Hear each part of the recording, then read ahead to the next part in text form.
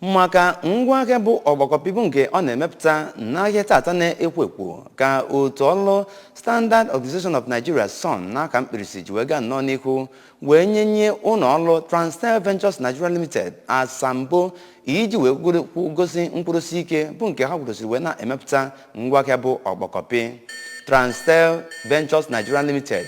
bụ ndị nke natara anya bụ akwa asambo n'ụzọ pụrụ iche ma bụrụkwazị na mmemme bụ nke achịkọbara n'ime steeti a eji wee nye ọtụtụ ụlọ ọrụ dịgasị iche iche ndị nke kwudosiri ike wee na-emepụta anya bụ ngwaahịa bụ ọkpọkọpị ya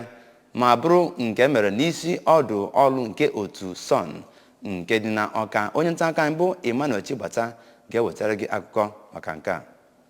TRANSTELL Ventures Nigeria Limited bụ ndị nọ na akara 115 wee lue 118 na Niger Bridgehead nke dị n'Ọnịcha ma bụrụkwa nke guzobere na Companies and Allied Matters Act 1990 ụbọchị 10 n'afọ 2002. Na Julaị 2019 ya bụ kọmpani bidoro ife a na-akpọ MANCAP revalidation ma bụrụ nke ngwaafịa ha vino palm olein bụ nke kwuru na o ruru ihe ndị otu SON na-achọ. N'okwu ya, onye bụ onye isi ya bụ kọmpani Maazị Ikechukwu Igbozulike reka amata na ya bụ kọmpani bụ nke na-emepụta ọtụtụ mmanụ dị iche iche ọkachasị vino palm olein, vino palm sterling nakwa vino refined soya oil tinyekwara ndị ọzọ ma bụrụkwa nke ọ bụ n'afọ 2018 ka ha natara MANCAP asambodo MANCAP. Ọ kwere nkwa na ya bụ kọmpani ga na-agba mbọ na-arụsi ngwaafịa ha ike ka ọ bụrụ ịgba n'ụzọ research na development.